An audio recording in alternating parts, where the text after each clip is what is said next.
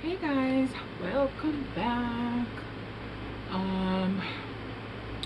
Okay, so my camera's a little lopsided, but it's still a good angle. We'll fix it on the next one. Yeah, you can actually see. Okay, it's fine. How are we doing? Sagittarius. Okay, we're still finishing up the series for Sagittarius, which was what the heck is going on? If you guys don't know, I was sick with COVID for like 2 weeks, and then finally I was getting better, and then my daughter came home from her dad's sick, and then we got sick, and then yeah, so I feel much better. I just feel a little bit sleepy, so, but we're good. I don't know if the ring light is too bright, so I really can't even see myself. Maybe it's just because I'm blind. Either way. Okay, Sagittarius. Just gonna drink my coffee. I'm trying to wake up because I'm really tired. Even though I slept yesterday for like the first time really, really well, I still feel really tired. Sleepy, not even tired, like sleepy, which is different.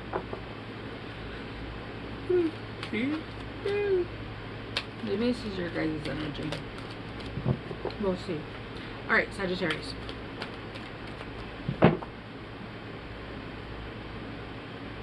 I feel very fidgety in your reading. Very my hands, I don't know, tenderness. Sagittarius. Tenderness. The energy of tenderness activates our capacity to open our hearts and approach the world and each other with gentleness and care. Okay.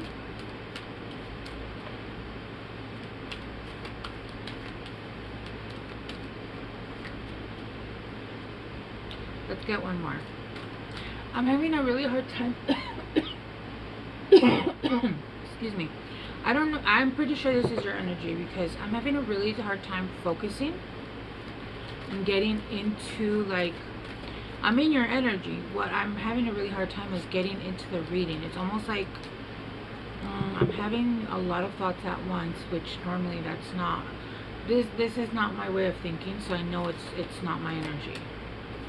Coherence. The frequency of coherence supports our ability to harmonize with the frequency of the heart with the frequency of the mind for an optimal ability to create the reality that we desire. And then honesty.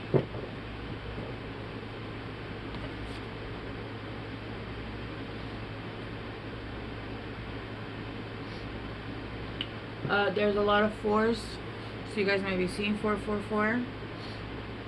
The tenderness is 40, which is 4, and then coherence is 13, so 1 plus 3 is 4.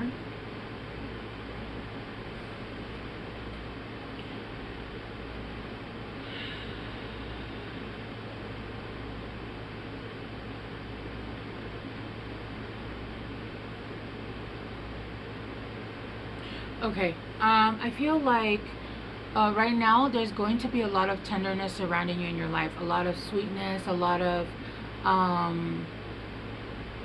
tenderness, really. I was gonna say sweetness or lovingness, but it really is just like a gentle touch. But I feel like that's gonna be on the outside and also on the inside. And I do feel like your mind, like I said, when I was trying to do your reading, I'm very tired still, and in fact I feel like I'm getting sleepier, so I'm not sure if maybe this is just not my energy. But I feel like your mind and heart are finally gonna match. It's almost like your mind was in one place and your heart was somewhere else, and it's now going to connect, was going to allow you to call in exactly what you've been desiring, right? Because wherever energy goes, energy flows, right? No, sorry, what is going on? Let me pull out of your energy just a little bit. Okay. See, and I'm like more awake. I think this is you guys. Okay. So where attention goes, energy flows, right? And so I feel like your heart has been calling to one place, and then your mind is going towards another place, and because so your it's almost like it's kind of giving, honestly, Gemini energy. It's almost like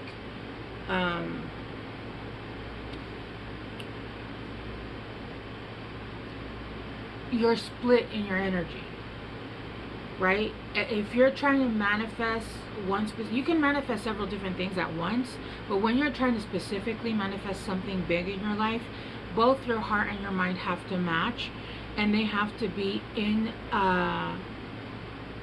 de acuerdo. They have to be in sync with exactly what it is you're manifesting. Let's say if your heart's manifesting love, but your mind is trying to manifest business, money, work, a raise, you're split, and it's basically split two ways, which is not, it's not the best way to manifest. The best way to manifest is, let's say you're trying to manifest a love, then it's all about love, right? Let's say you're trying to manifest a raise. You can't be pulled in two directions when you're trying to manifest something big, if that makes sense. And that doesn't mean to say like you can't make a vision board and I'll put a bunch of stuff in there and manifest those things, but where your energy goes, where your attention goes, that's where your energy flows, right? So if you're splitting your energy, not only is it taking longer to manifest what you want, but your mind is confused. It's like the manifestation gets very confused, if that makes sense. Yeah, every time I start to dip into your energy, I get really freaking tired. I don't know. Okay, let's start to go deeper. Let me actually put on my protection just to make sure we ain't got no, because the girls got haters. Okay.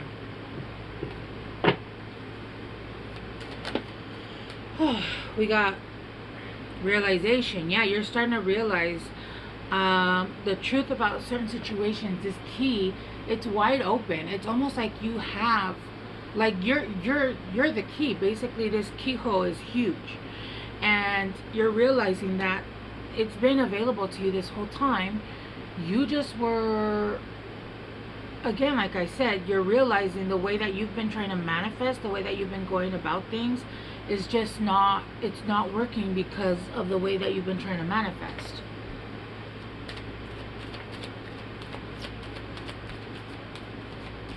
You have a 3 here.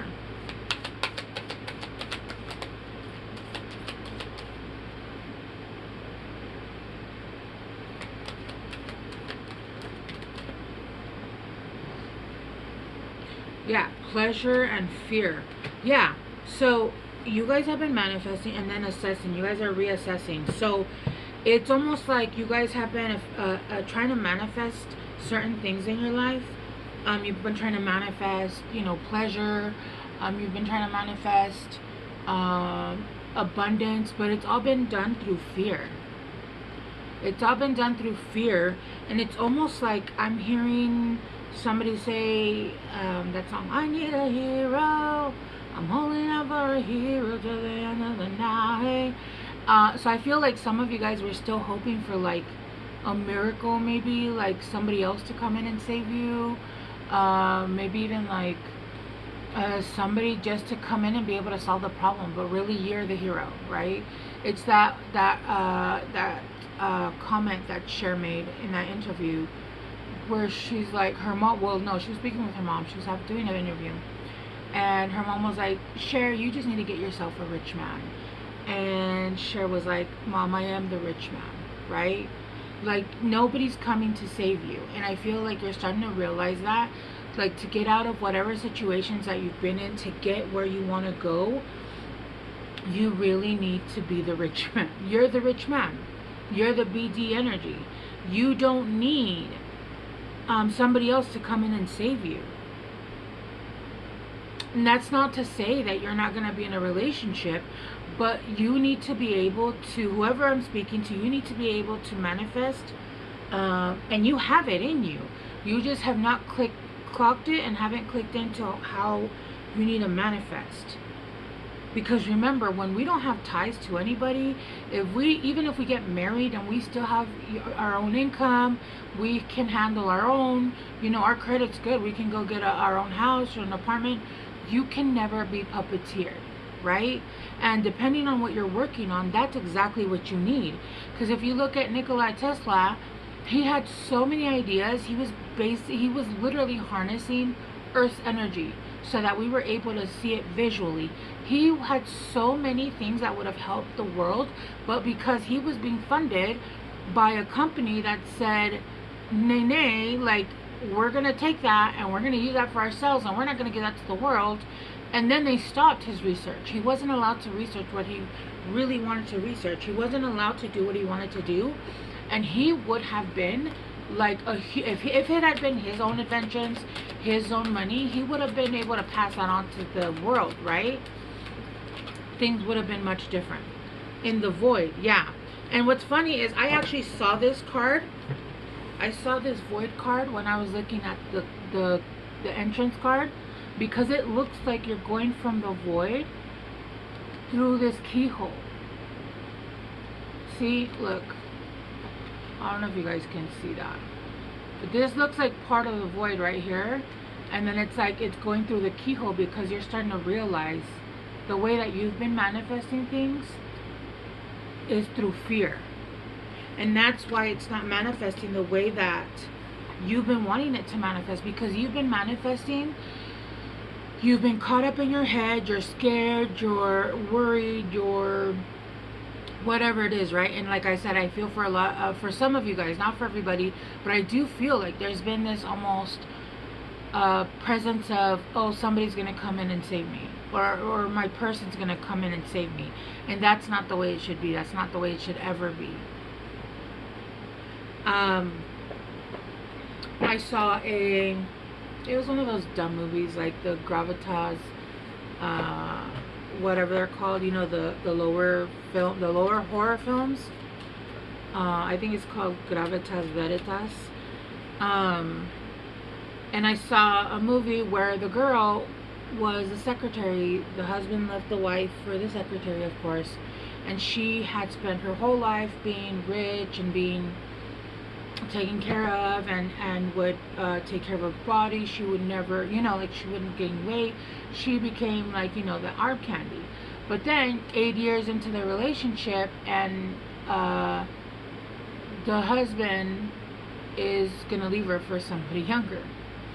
Well, she's like, I was a waitress before I became his assistant, and then I don't know how to do anything else. And he was gonna leave her with nothing. And so at the end, she ended up to keep the money, right?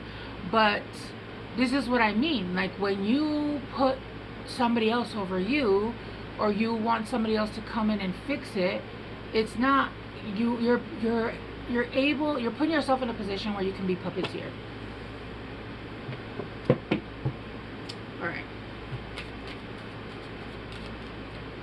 All right, let's go deeper. You got the Eight of Pentacles sideways. So you're starting to see the clarity. You're starting to see the truth of things. Nobody is coming to save you. You need to change your mindset and the way you're thinking, and stop being scared. When I tell you people are scared of death, like the death energy, or even, let's say, death itself. I had a conversation with a friend of mine, one of my very closest friends, and we realized that her spiritual path is to be a death doula, and she was talking about how she's never feared death. And we were having this conversation, and I said, I don't fear dying. What I do fear is not living before I die. And that is a very true fear. Like, having just lived a mediocre life, when in my soul calls for a different kind of life. It doesn't have to be like luxurious. It's just, traveling and learning, and it's just different, right? And so that's kind of what it is. So you guys are working on it because the Eight of Pentacles came out sideways, right? So you guys are working on it. You guys are starting to see, you guys are starting to change the way that you guys do things, the way that you put certain energy. It all has to, if your main focus is, let's say my business, right? I do tarot, but I also have a metaphysical store where I have ritual candles, ritual bath salts. I have like 20 different oils to help for a bunch of different things. I'm working on a bunch of other projects, right? Let's say I am trying to get this and only this off the ground. My focus is going to be completely on this. It has to be completely on this. I cannot focus on anything else, right? Or I cannot be over hyper focused on anything else, because my energy and my focus needs to go here, and this is where the energy is going to go. Because even when you're working and you're still thinking about other stuff, again, you're still, your soul is split. Let's clarify pleasure.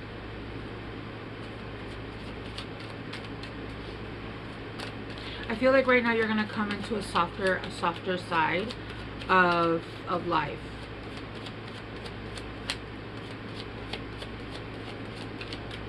But it's because your mind and your heart are coming into one.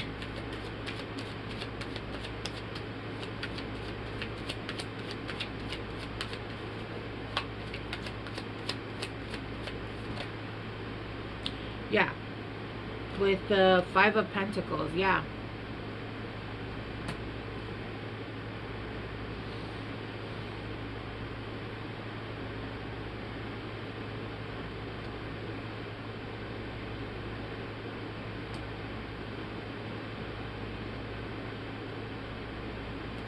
I feel like with the Five of Pentacles, you guys are going to be removing certain thought patterns. You guys are going to be removing people, places, and things that are, even if they're not around you, they're taking up mental space. They're taking up emotional space. Even when it's not a happy energy, it's a negative energy. I feel like they're taking from you, and you feel like you're short, like you're not coming in from the cold, if that makes sense. It feels like, and this is switching up. This is switching up because you're moving into pleasure. You're moving into a more of a with the 9, yeah, the 9 here. You're moving into a more, it's almost like, who gives a shit about all this other crap that has happened? We're releasing it and we're moving into pleasure. Even if it's just not having to think about that stuff anymore. You know, when it pops up and you get triggered, or when you have a remembrance and it makes you angry, releasing all that stuff, because that is still taken away. Again, you're manifesting through fear, and that's something that needs to be let go. Even if it's negative thoughts about a person, right? Somebody that did you dirty or hurt you, that's still dirtying up the manifestation. Yeah, with the Lovers in reverse. Yes, yep, with the Lovers in reverse. In situations where you weren't treated equally, in situations where you weren't, there was never equal give and take. It could have been a bunch of other stuff, right? Like, I can go on and on and on with the Lovers in reverse. But those are things that you're still harboring in your mind, in your soul, and it's time to match up your heart and mind. Your mind could be focused on something specific you're trying to manifest, but your heart is not matching up, or vice versa, right? Your heart is hurt and your mind is like, no, fuck it, let's go, I don't give a shit, I'm done with this, I don't care. But you're still hurting. But it is really a need of just letting it go. It really is. And it's not to say that it's easy. It's not easy, especially because I do tarot. I see what people go through. We go through it as a collective. I understand, but it's time to let it go in the form that it doesn't hold any more space for anger in your heart, right? Yeah, with the Void, you got the Seven of Wands. You're being defensive. You're being defensive, and you're moving into another place, right? Like, the keyhole right here is wide open.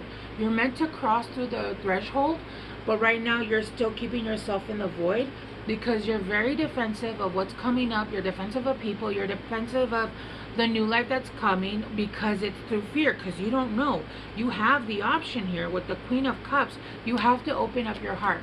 You have to open up your heart and be tender with other people, be tender with yourself, so that you can move through this portal. Because the keyhole is huge.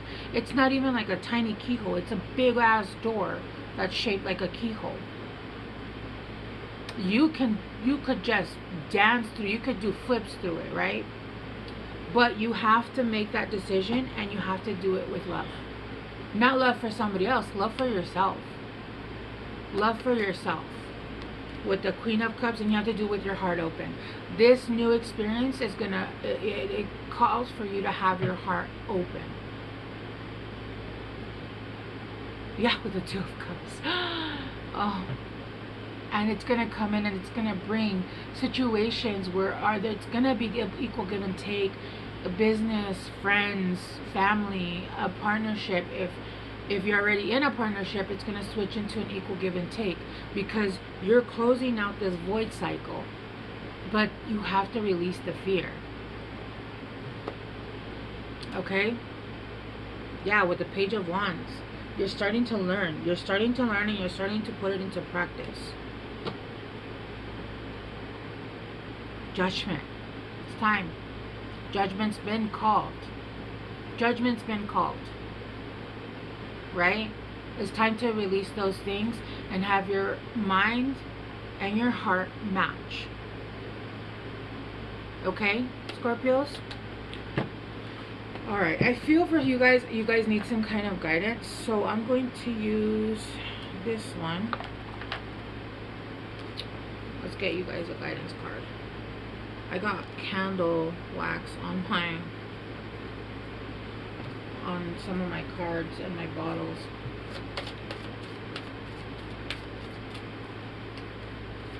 Let's see. See, I'm back fully in your energy, and I just want to go take a nap.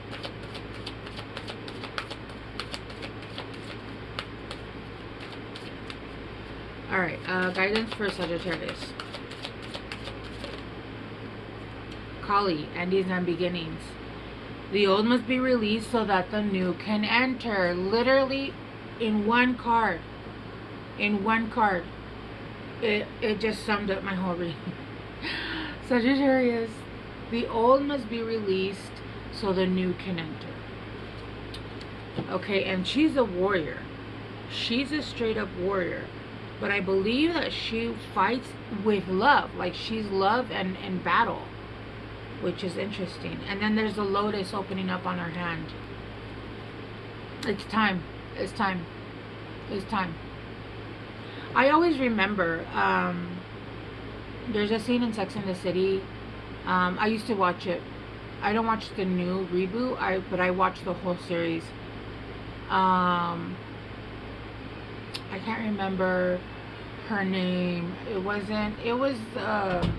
the one that always wanted to be married and had the dark hair and was always trying to find her true love. And then she would always say, I think, what's her name? I can't even remember their names right now. Sarah Jessica Parker asks her, like, how do you know when it's time to get over someone?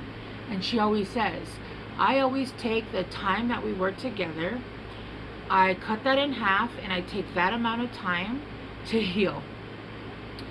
And I always thought about that, and I'm like, that's interesting. So, I don't know, maybe you can use that. And then she literally was like, she took 2 months, healed, and then got right back out there. So I don't know if that works, but maybe that would work. But I always think about that. I'm like, okay, all right, it's time, right? So anyway, that's just a thought. All right, Sagittarius, I'm gonna leave it here. Thanks so much for being here with me, and I will see you guys soon. Bye.